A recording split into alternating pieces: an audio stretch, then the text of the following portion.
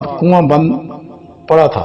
اس کے بعد بنو خزاع نے بنو جرہم کو پیارے دوست اس نے تمام مال و دولت، تلواریں اور زمزم کی کھدائی آپ کو بتائیں گے کہ اس میں زمزم کے کنویں کو کس نے بند کیا تھا اور طرح اس میں بند کیا اور کس چیزوں سے اس کو بھرا تھا، یہ ساری باتیں آپ سے شیئر کریں گے۔ ذرا ویڈیو کے ساتھ جڑے رہیں۔ اللہ آپ پر رحم و کرم نوازی فرمائے۔ پیارے دوستو، حضرت ابراہیم علیہ السلام کے بیٹے حضرت اسماعیل علیہ السلام کے 12 بیٹے تھے۔ ان کی نسل اس قدر ہوئی کہ مکہ مکرمہ میں نہ سما سکی اور پورے جہاز میں پھیل گئی۔ یہاں ان کے ایک بیٹے کیدار کی اولاد میں سے عدنان ہوئے۔ عدنان کے بیٹے مہاد اور پوتے کا نام نزار تھا۔ نزار کے 4 بیٹے تھے، ان میں سے ایک کا نام مزر تھا۔ مزر کی نسل سے قریش بن مالک پیدا ہوئے، یہ فہم بن مالک بھی کہلاتے تھے۔ پیارے دوستو، قریش کی اولاد بہت ہوئی، ان کی اولاد مختلف قبیلوں میں بٹ گئی۔ ان کی اولاد سے قصا نے اقتدار حاصل کیا۔ قصا کے آگے 3 بیٹے ہوئے، ان میں سے ایک عبد مناف تھے، عبد مناف جن کی اگلی نسل میں ہاشم پیدا ہوئے۔ پیارے دوستو، ہاشم نے مدینہ کی ایک سردار کی لڑکی سے شادی کی۔ ان کے ہاں ایک لڑکا پیدا ہوا، اس کا نام شیبہ رکھا گیا۔ پیارے دوستو، یہ پیدا ہی ہوا تھا کہ ہاشم کا انتقال ہو گیا۔ ان کے بھائی مطلب مکہ کے حاکم ہوئے۔ ہاشم کا بیٹا مدینہ منورہ میں پرورش پاتا رہا۔ جب مطلب کو معلوم ہو گیا کہ وہ جوان ہو گیا ہے تو بھتیجے کو لینے کے لیے خود مدینے گئے۔ اسے لے کر مکہ مکرمہ پہنچے تو لوگوں نے خیال کیا کہ یہ نوجوان ان کا غلام ہے۔ پیارے دوستوں، مطلب نے لوگوں کو بتایا کہ یہ ہاشم کا بیٹا ہے اور میرا بھتیجا ہے۔ اس کے باوجود لوگوں نے اسے مطلب کا غلام ہی کہنا شروع کر دیا۔ اس طرح شیبہ کو حضرت عبد المطلب کہا جانے لگا۔ انہیں حضرت عبد المطلب کے ہاں ابو طالب، حمزہ، عباس، عبداللہ اور ابو لہاب اور حضرت ابو حارث، حضرت زویب، زراب اور عبد الرحمن پیدا ہوئے۔ ان کے بیٹے حضرت عبداللہ سے ہمارے نبی کریم صلی اللہ علیہ وسلم پیدا ہوئے۔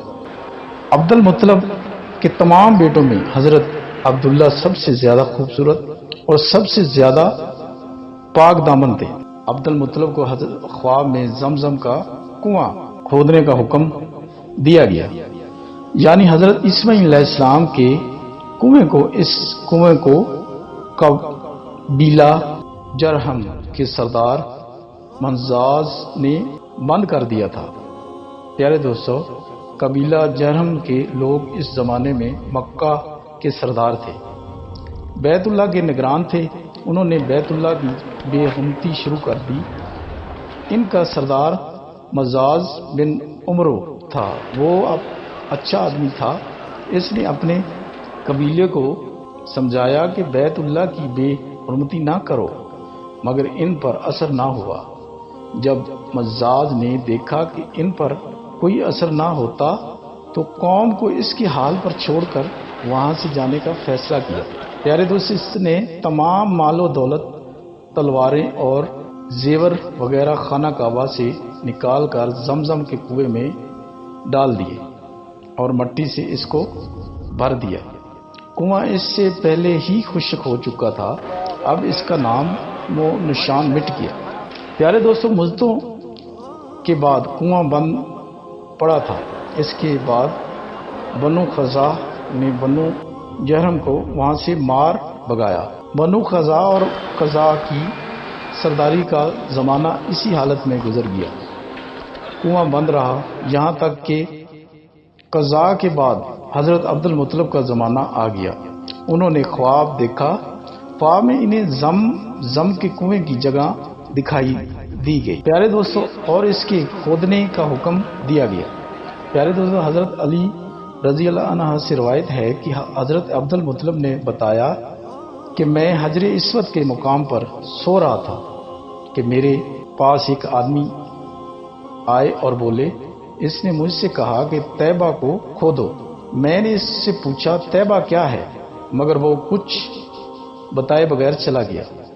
دوسری طرف رات پھر خواب میں وہی شخص آیا اور کہنے لگا، برہا کو کھودو۔